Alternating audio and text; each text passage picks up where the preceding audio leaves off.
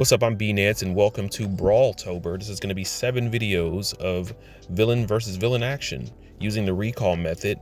That's where I get a picture, I study it for 10 minutes, and then I draw it from memory for 1 hour. All right, this is my time lapse of that particular process. So I chose to do Freddy versus Jason to start off this whole bang. It's probably the most famous of these things. This is the Batman versus Superman of horror movie fighting, or just fighting in general. I think this might be the first little jump off to the whole icon versus icon thing. I'm sure there's some examples in the past, but this is the one that I remember. It sounded so ridiculous that I didn't think it was going to happen, but then it did.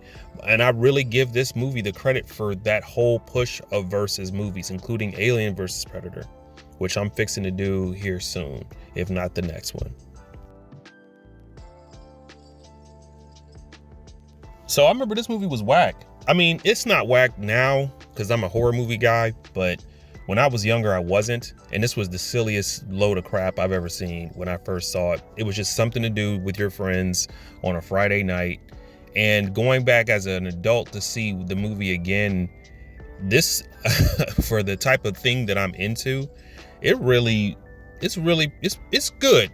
It's good. It's everything that you want in a horror movie, plus the silliness of the absurdity of what's going on with these characters, these supernatural entities. They really play it up, and you got to be a certain type of person to appreciate this. You know if this ain't your movie or not.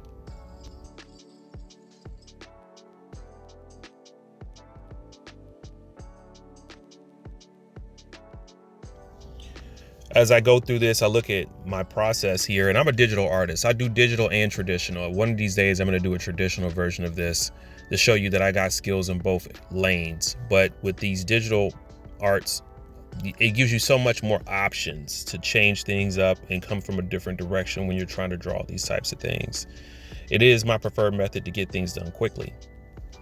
All right, let's do a vibe check. That's where we flip the image and see if it works in the opposite direction. I highly recommend this. I don't know about this. I think I like the other way a little bit more.